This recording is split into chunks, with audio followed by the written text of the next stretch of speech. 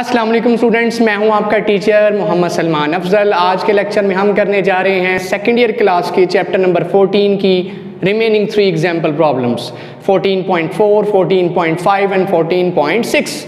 मैं गारंटी करता हूं कि ये लेक्चर देखने के बाद आप फिंगर टिप्स पे आप इन न्यूमेरिकल प्रॉब्लम्स, एग्जाम्पल प्रॉब्लम्स को रख सकते हैं। इतने इजी आपको ये एग्जाम्पल प्रॉब्लम्स लगेंगी। एग्जाम्पल प्रॉब्लम्स अगर आ जाएं तो न्यूमेरिकल प्रॉब्लम सॉल्व करना कोई इशू ही नहीं होता।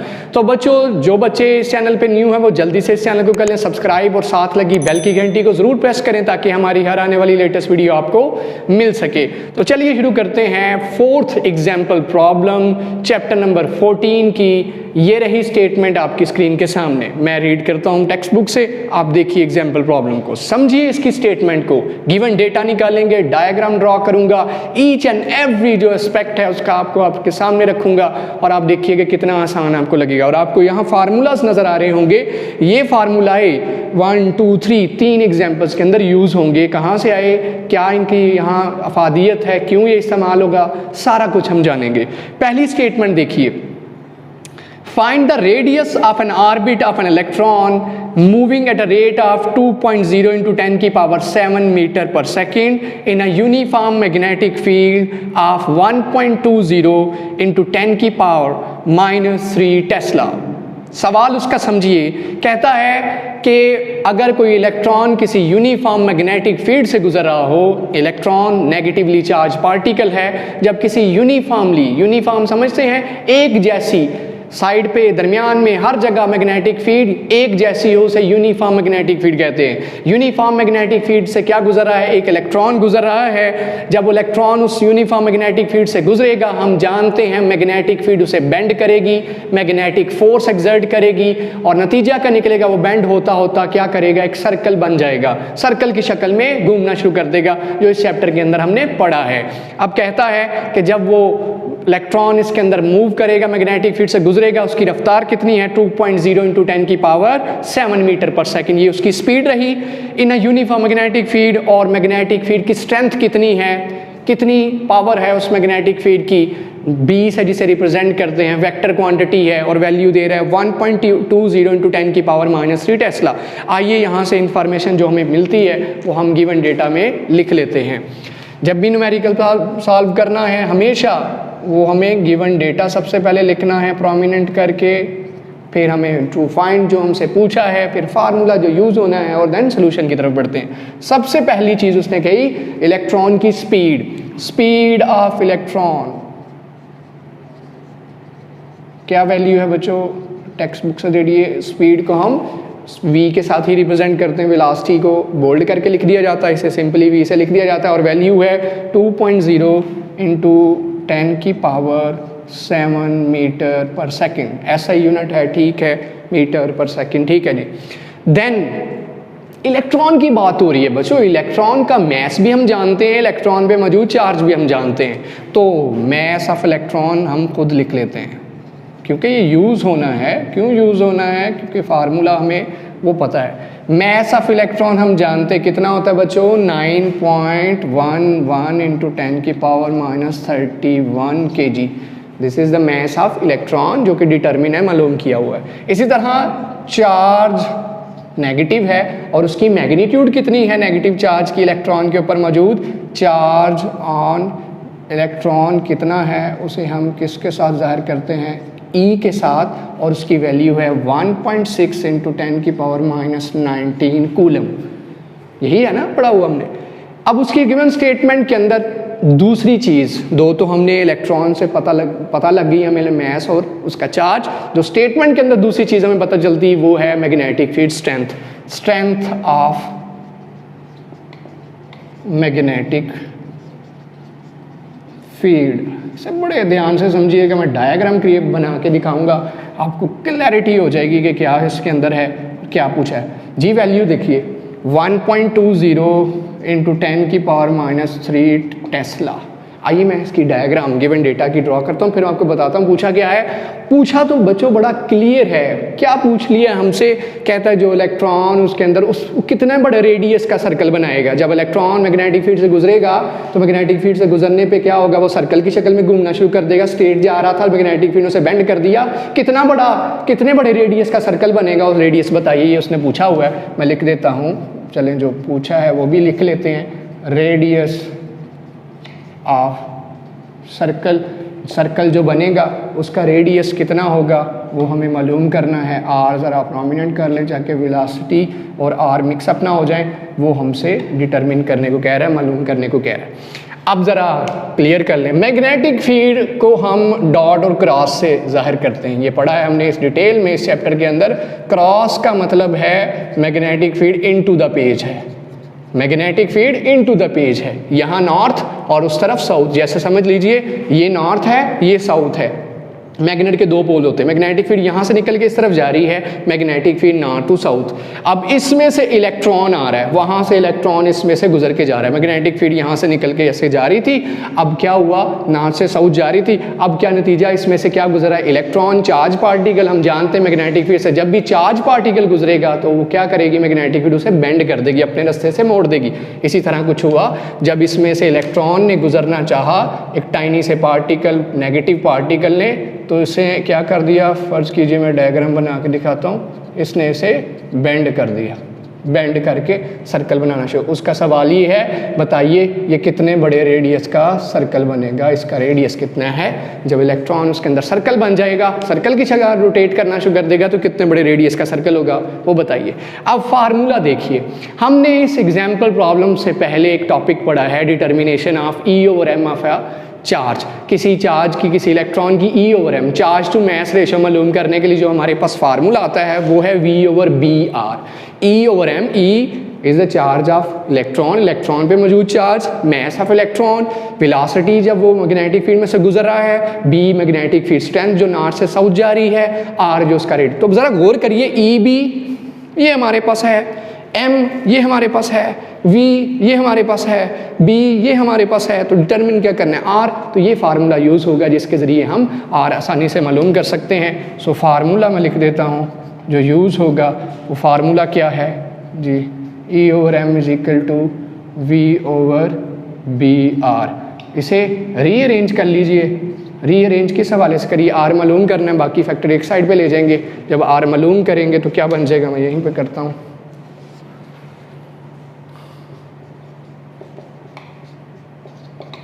आर कैसे निकलेगा, ये वाला आर फैक्टर उस तरफ ले जाएं तो क्या बन जाएगा, ई इंटू पी। अब ये सारी वैल्यूज़ इस फार्मूले के अंदर हम पुट करेंगे और पुट करने पे हमारे पास रिजल्ट किस तरह से होगा लिख देंगे आप इसको इक्वेशन नंबर 1 का नाम दे के, by putting values in equation 1। Equation 1 में जब मैं वैल्यूज़ दर्ज करता हूँ, आर ज़रा क्लियर कर लें, आर v की जगह क्या पुट करेंगे, 2.0 इंटू 10 की पावर 7, मैस ऑफ इलेक्ट्रॉन जानते हैं हम 9.11 इंटू 10 की पावर -31, इसी तरह चार्ज 1.6 इंटू 10 की पावर -19 कूलम। यूनिट्स लिखने की ज़रूरत नहीं है, रेडियस है, फासला है, उसका यूनिट मीटर ही आना है। अब सेंटीमीटर तो आएगा नहीं, कोई भी ऐसा यूनिट के अलावा तो यूनिट है नहीं यहाँ पे। और b की जगह आप क्या पुट करेंगे, 1.20 इंटू 10 की पावर -3। इसे आपने सिंप्लीफाई करना है, कैलकुलेटर वर्क है, इसे आप कर लें और आप देखेंगे जो टेक्स्ट बुक पे मेंशन रिजल्ट है वो आंसर आ जाएगा। और वो क्या वैल्यू है, 9.43 इंटू 10 की पावर जस्ट -2 मीटर। ये है जी बच्चों रेडियस, जो इलेक्ट्रॉन क्या करेगा, किसी मैग्नेटिक फील्ड में से गुजरेगा, मैग्नेटिक फील्ड उसे बेंड करेगी और क्या बना देगी, सर्कुलर शेप में उसे घुमाना शुरू कर देगी, और जो सर्कल बनेगा उसका रेडियस कितना होगा, ये रहा इसका आंसर। अच्छा तो बच्चों जो दूसरी एग्जाम्पल प्रॉब्लम आज के हमारे लेक्चर की है वो है 14.5। देखिए स्टेटमेंट आपकी स्क्रीन के सामने है, alpha particles ranging in speed from 1000 metre per second to 2000 metre per second enter into a velocity selector where the electric intensity is 300 watt per meter and the magnetic induction is 0.20 Tesla, which particle will move undeviated through the field. अब इसकी statement को ज़रा गौर से समझिएगा, conceptually आपके जहन में बैठ जाएगा, इतना आसान ये एग्जाम्पल प्रॉब्लम है। इसके साथ डायग्राम भी बनी हुई है। अब देखिए ज़रा, सीन कुछ इस तरह से है कि ये है इलेक्ट्रिक फील्ड, पॉजिटिव चार्जेस नीचे, नेगेटिव चार्जेस ऊपर से, इलेक्ट्रिक फील्ड डाउनवर्ड नीचे की तरफ है, जबकि इसी के क्रॉस हमने मैग्नेटिक फील्ड लगाई हुई है। मैग्नेटिक फील्ड आप जानते हैं चार्जेस को अपने रास्ते से डेविएट करती है, इलेक्ट्रिक फील्ड क्या करती है, पॉजिटिव चार्जेस है तो नेगेटिव उन्हें ट्रैक कर लेंगे, नेगेटिव है तो पॉजिटिव साइड उन्हें ट्रैक कर लेगी। इसमें से क्या गुजर रहा है, अल्फा पार्टिकल्स गुजर रहे हैं। अल्फा पार्टिकल्स गुजर रहे हैं, उनकी रेंज क्या है, 1000 मीटर पर सेकंड से लेके 2000 मीटर पर सेकंड रफ्तार के अल्फा पार्टिकल्स इसमें से गुजर रहे हैं। और बताइए कौन से ऐसे पार्टिकल्स हैं जो इलेक्ट्रिक फील्ड और मैग्नेटिक फील्ड जो कि दोनों यहाँ मौजूद हैं उनमें से अनडेविएटेड गुजर जाएंगे, ना दाएं मुड़ेंगे ना बाएं मुड़ेंगे, किसी भी रास्ते नहीं मुड़ेंगे बल्कि सीधा गुजर जाएंगे। बताइए उन अल्फा पार्टिकल्स की रफ्तार क्या होगी, वो हमें बताना है। सो इस इंफॉर्मेशन से, इसकी स्टेटमेंट से जो हमें पता चलता है वो डेटा में लिख लेता हूँ। वो गिवन डेटा क्या पता लगता है बच्चों, एक हमारे पास इलेक्ट्रिक फील्ड स्ट्रेंथ या इलेक्ट्रिक फील्ड दी हुई है और उसकी वैल्यू ज़रा देखिए, स्टेटमेंट आपको नज़र आ रही है, उसमें देता है इलेक्ट्रिक इंटेंसिटी इज़ 300 वाट पर मीटर। हमने पहले चैप्टर में पढ़ा था वाट पर मीटर न्यूटन पर कूलम के बराबर है। इलेक्ट्रिक फील्ड इंटेंसिटी का यूनिट वाट पर मीटर भी है और न्यूटन पर कूलम भी है। आप इसे न्यूटन पर कूलम भी लिख सकते हैं, न्यूटन पर कूलम, 300 न्यूटन पर कूलम इलेक्ट्रिक फील्ड इंटेंसिटी। दूसरी चीज़ क्या है, वो है जी मैग्नेटिक फील्ड, मैग्नेटिक स्ट्रेंथ, वो कितनी, जिसे हम बी के साथ रिप्रेजेंट करते हैं 0.20 टेस्ला, उसका यूनिट है ऐसा unit Tesla. Magnetic induction, magnetic strength, field strength, ये आपके पास आ गई। अब मालूम क्या करना है, हमें मालूम करना है कौन सी ऐसी स्पीड के अल्फा पार्टिकल्स होंगे जो अनडेविएटेड से इलेक्ट्रिक फील्ड और मैग्नेटिक फील्ड से गुजर जाएंगे। सीन मैंने आपको बता दिया, ये देखिएगा, इसकी डायग्राम भी साथ में बनी हुई है, वो अक्सर बच्चों को समझ नहीं आती उस डायग्राम का मतलब क्या है। ज़रा देखिए साथ में बुक पे, यहाँ पे आपको पॉजिटिव चार्ज नज़र आ रहे हो, मैं वही बनाना चाह रहा हूँ जो टेक्स्ट बुक में है और उसको मैं समझाता हूँ क्योंकि क्लैरिटी नहीं आती, क्योंकि ये तो चलो पता चल गया कि इलेक्ट्रिक फील्ड है, मैग्नेटिक फील्ड कहाँ है। बच्चों सीन कुछ इस तरह, जैसे मैंने कहा पॉजिटिव चार्ज नेगेटिव चार्ज मिलके क्या आप क्रिएट करते हैं इलेक्ट्रिक फील्ड, और डायरेक्शन क्या है उस इलेक्ट्रिक फील्ड की हम जानते हैं, किस तरफ पॉजिटिव से नेगेटिव की तरफ इलेक्ट्रिक फील्ड होती है। अब सीन कुछ तरह से यहाँ से गुजर रहे हैं, बहुत ज़्यादा अल्फा पार्टिकल्स यहाँ से गुजर के जा रहे हैं, अल्फा पार्टिकल्स गुजर के जा रहे हैं बड़े ज़्यादा। अल्फा पार्टिकल्स कौन से होते हैं, हीलियम के न्यूक्लियाई होते हैं जिनका एटॉमिक नंबर 2 और एटॉमिक मास 4 होता है, यहाँ से गुजर के जा रहे हैं इस इलेक्ट्रिक फील्ड। अब मैग्नेटिक फील्ड ऊपर से हमने अप्लाई की है, समझ लीजिए इनटू द पेज है, क्रॉस लगा लीजिए ऐसे मैग्नेटिक फील्ड। अब मैग्नेटिक फील्ड का काम होता है चार्जेस को, चार्ज पार्टिकल्स को डेविएट करना, इलेक्ट्रिक फील्ड का होता है अब अल्फा पार्टिकल पॉजिटिव चार्जेस हैं, ऑफ कोर्स पॉजिटिव चार्जेस हैं, ये देखिए फर्ज कीजिए ये अल्फा पार्टिकल्स हैं, यहाँ मैं ले लिया। अब इन पे इलेक्ट्रिक फोर्स लगेगी और मैग्नेटिक फोर्स लगेगी। मैं समझाना ये चाह रहा हूँ कि ऐसा भी तो हो सकता था कि चार्ज पार्टिकल इस तरफ निकल जाता। सीन कुछ इस तरह से है कि ये जो इलेक्ट्रिक फील्ड है साइडों से मैग्नेटिक फील्ड है, नतीजा क्या निकल रहा है, अगर इलेक्ट्रिक फील्ड उसे ऊपर की तरफ खींच रही है तो मैग्नेटिक फील्ड नीचे, अगर तो इलेक्ट्रिक फील्ड स्ट्रेंथ और मैग्नेटिक फील्ड स्ट्रेंथ बराबर हो जाए तो ना चार्ज ऊपर की तरफ जाएगा ना चार्ज नीचे की तरफ जाएगा, ना डेविएट इस तरफ होगा ना डेविएट होगा, बल्कि सीधा गुजर जाएगा। इसका मतलब वो चार्जेस, वो अल्फा पार्टिकल्स जिनके ऊपर इलेक्ट्रिक फील्ड स्ट्रेंथ और मैग्नेटिक फील्ड स्ट्रेंथ की कीमत बराबर होगी, जिनकी रफ्तार हमें मालूम करनी है, वो अनडेविएट होंगे, वो बेंड नहीं होंगे, बल्कि इसमें से क्या करेंगे, बिल्कुल सीधा गुजर जाएंगे, सीधा निकल जाएंगे, ना इस तरफ मुड़ेंगे ना इस तरफ मुड़ेंगे। बहुत सारे हैं, कितनी रफ्तार के हैं जी, रफ्तार उसने दी है, उनकी रफ्तार स्पीड कहता है, स्पीड ऑफ दोज, जो स्पीड है वो हमारे पास 1000 मीटर पर सेकंड से लेके रेंज उसने दी है 2000 मीटर। अब सवाल ये है कि इसमें से कौन से अल्फा पार्टिकल्स हैं जो अनडेविएट होंगे, 1000 वाले, 1100 वाले, 1500 वाले, 1800 वाले, किस रफ्तार के अल्फा पार्टिकल्स बेंड नहीं होंगे, अनडेविएटेड गुजर जाएंगे। तो कैसे निकालेंगे, टू फाइंड, हमें मालूम करना है अनडेविएटेड, वो रफ्तार मालूम करनी है किस रफ्तार के अल्फ़ा पार्टिकल्स अनडेविएटेड होंगे। तो कैसे करेंगे, इस कंडीशन हमें पता चल गई, अगर अल्फ़ा पार्टिकल वो वाले जिनके ऊपर इलेक्ट्रिक फील्ड स्ट्रेंथ और मैग्नेटिक फील्ड स्ट्रेंथ बराबर लग रही हो, ना वो दाएं मुड़ेंगे ना वो बाएं मुड़ेंगे बल्कि सीधा गुजर जाएंगे, तो फार्मूला हमारे पास वो नज़र आ रहा है हमें, वो for electric force, electric field, magnetic field की वजह से मैग्नेटिक फोर्स अगर इनकी कीमतें बराबर हैं, ई चार्ज और ये electric field strength, E V magnetic field strength, ये अगर बराबर हो तो क्या हो सकता है, अनडेविएटेड उसमें से गुजर सकते हैं। तो क्या करना है बच्चों, सोल्यूशन के अंदर बड़ा सिंपल है, यहाँ कर देता हूँ। सोल्यूशन जब करेंगे तो फार्मूला क्या है, e is equal to e v v, charge दोनों तरफ नजर आ रहा है, ये कैंसल आउट हो गया, e is equal to v velocity and B, v मालूम करना है ई ओवर बी।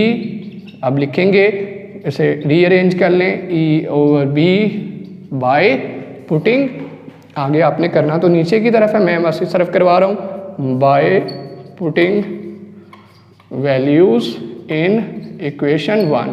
तो v इज इक्वल टू ई की जगह बच्चों क्या पुट करोगे 300 और b की जगह 0.20 and answer will be 1500 metre per second. इसका मतलब जिन अल्फा पार्टिकल्स की रफ्तार 1500 मीटर पर सेकेंड होगी वो इस इलेक्ट्रिक फील्ड और मैग्नेटिक फील्ड से अनडेविएटेड गुजर जाएंगे, बिल्कुल सीधा गुजर जाएंगे।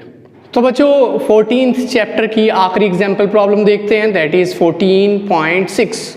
ये रही स्टेटमेंट आपकी स्क्रीन के सामने। What shunt resistance must be connected across a galvanometer of 50 ohm resistance which gives full scale deflection with 2 milliampere current so as to convert it into an ammeter of range 10 ampere। इस statement को समझिएगा, बड़ा ही आसान example problem है ये। Situation ये है कि गैल्वानोमीटर है जो कि करंट को आप जानते हैं डिटेक्ट करता है, बड़ा सेंसिटिव वाला है, जो थोड़ी सी करंट भी किसी सर्किट में मौजूद हो तो इसकी नीडल हिलना शुरू हो जाती है। सिचुएशन ये है कि गैल्वानोमीटर में से जो करंट है अगर कहता है 2 मिली एम्पियर गुजरे तो उसकी फुल स्केल डिफ्लेक्शन हो जाती है, उसकी नीडल वो रीडिंग से बाहर चली जाती है। इसका मतलब 2 मिली एम्पियर पे ही उसकी नीडल वो क्या करती है, रीडिंग से बाहर चली जाती है, फुल स्केल डिफ्लेक्शन शो करती है। जबकि जो गैल्वानोमीटर की अपनी रेजिस्टेंस है RG, resistance of galvanometer, that is 50 ohm. कहता है कि अगर मैं इस गैल्वानोमीटर को एम मीटर बनाना चाहता हूं, और एम मीटर आप जानते हैं गैल्वानोमीटर को ही एम मीटर बनाया जाता है जो करंट को मेजर करता है।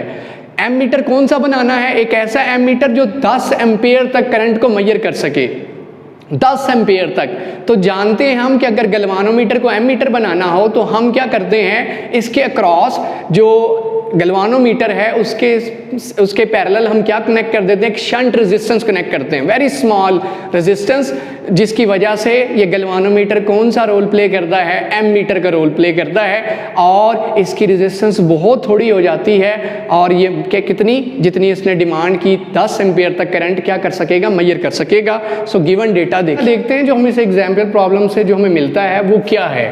वो सबसे पहली चीज़ है, वो है बच्चों सबसे पहली चीज़ रेजिस्टेंस ऑफ गैल्वानोमीटर। जो गैल्वानोमीटर है उसकी अपनी रेजिस्टेंस क्या है, और उसे रिप्रेजेंट करते हैं RG, सबस्क्रिप्ट के अंदर G, R capital. Resistance of galvanometer की अपनी रेजिस्टेंस कितनी है, बिल्ट इन उसकी रेजिस्टेंस है, रुकावट है करंट के रास्ते में उसकी अपनी, दैट इज 50 ओहम। जबकि जो वो उसकी फुल स्केल डिफ्लेक्शन, गैल्वानोमीटर कितनी करंट इसका मतलब मेजर कर सकता है, डिटेक्ट करके दे सकता है, that is 2 milli ampere, that is 2 milli ampere, yes 2 milli ampere. Milli हम जानते हैं 10 की पावर -3, सब क्या जी, हम प्रीफिक्स है 10 की पावर -3 का, तो ये हमारे पास गैल्वानोमीटर की रेजिस्टेंस है, करंट है जो वो मेजर कर रहा है। हमें एक ऐसा हमें एक ऐसा एम मीटर बनाना है जो करंट 2 मिली एम्पियर की बजाय कितनी कर सके, वो करंट मेजर कर सके कितनी, 10 एम्पियर। ऐसा एमीटर इस गैल्वानोमीटर को बनाना है जो 10 एम्पेयर तक करंट मेजर कर सके। वो हम जानते हैं। उसके लिए क्या तरीकाकार है? उसके लिए तरीकाकार ये है कि हम शंट रेजिस्टेंस अप्लाई करते हैं। तो अगर हम वो शंट रेजिस्टेंस मालूम कर लें जो हम गैल्वानोमीटर के अक्रॉस सामने पैरेलल लगाएंगे, अगर उसकी वैल्यू मुझे पता चल जाए, मैं उतनी शंट रेजिस्टेंस अप्लाई कर दूंगा, नतीजा क्या निकलेगा? गैल्वानोमीटर नहीं रहेगा बल्कि क्या बन जाएगा? एमीटर। और अब वो इतनी एम्पेयर करंट मेजर कर सकेगा। इसका मतलब मुझे फाइंड क्या करना है? Shunt resistance, small resistance, shunt resistance मुझे मालूम करनी है। फार्मूला, भाई शंट रेजिस्टेंस का फार्मूला हमने पढ़ा हुआ है। एमीटर का पूरा टॉपिक, एमीटर का जब टॉपिक पढ़ा था हमारे पास शंट रेजिस्टेंस का भी फार्मूला था। और वो क्या है? RS is equal to I galvanometer over I minus IG into RG। ये हमारे पास फार्मूला, सारी चीज़ें हैं। IG भी है, I भी है, IG भी है, RG भी है, सारी वैल्यूज़ हमने राइट साइड पे पुट करनी है, आंसर आ जाएगा। और ये देखिए सोल्यूशन की तरफ बढ़ते हैं। जब सोल्यूशन में जाएंगे हम जस्ट क्या करेंगे? शंट रेजिस्टेंस का formula I minus IG into RG।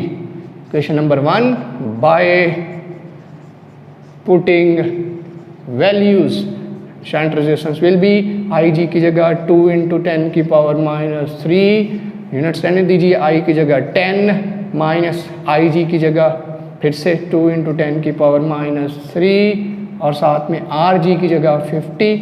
ये आप सॉल्व करेंगे। सॉल्व बच्चों कैसे करेंगे? पहले ये क्या कर लीजिएगा, 10 की पावर माइनस 3 आप जानते हैं, नीचे जगह 10 की पावर प्लस 3 हो जाएगा, 2 ओवर 1000 डिवाइड करके फिर माइनस करिएगा, 10 माइनस 2 ओवर 1000 करके माइनस करिएगा, फिर डिवाइड कीजिएगा, तो आप आसानी से इसे हल कर पाएंगे। जो शंट रेजिस्टेंस का आंसर आएगा वो आपकी टेक्स्ट बुक में लिखा होगा, आप देख सकते हैं। What is the answer? The answer is 0.01 ampere. इतनी छोटी सी अगर रेजिस्टेंस हम 0.01 एम्पेयर नहीं, ओहम यूनिट होता है रेजिस्टेंस का, अप्लाई कर दें तो गैल्वानोमीटर क्या करेगा? ये गैल्वानोमीटर था, ये गैल्वानोमीटर एमीटर का रोल कब अदा करेगा? जब यहाँ पे आप इसके अक्रॉस क्या करेंगे? एक शंट रेजिस्टेंस अप्लाई कर देंगे और उसकी वैल्यू कितनी है? 0.01 ओहम। इतनी रेजिस्टेंस लगाएंगे तो ये गैल्वानोमीटर अब क्या कर सकता है? 10 एम्पेयर तक करंट मेजर कर सकता है। वरना वो क्या कर रहा था? Just 2 milli ampere current measure कर रहा था, डिटेक्ट कर रहा था। उसके बाद 2 मिली एम्पेयर पे ही इसकी नीडल जो थी वो नंबर से रीडिंग से बाहर चली जाती थी, स्केल से बाहर चली जाती थी। ये तरीकाकार है गैल्वानोमीटर को क्या बनाने का? एमीटर बनाने का, जो 10 एम्पेयर तक करंट को मेजर कर सके। उम्मीद करता हूँ आपको अच्छे से लेक्चर की समझ आई होगी। इंशाल्लाह नेक्स्ट लेक्चर में हम एग्जाम्पल प्रॉब्लम तो हमने कर ली, अब करेंगे न्यूमेरिकल प्रॉब्लम्स। इस यूनिट की बड़ी आसान न्यूमेरिकल प्रॉब्लम्स हैं, कॉन्सेप्चुअली आपने समझने हैं ताकि लॉन्ग लास्टिंग रहे और कभी आपको ना भूलें। इसी के साथ मैं आपसे इजाज़त चाहूँगा। अल्लाह हाफिज़।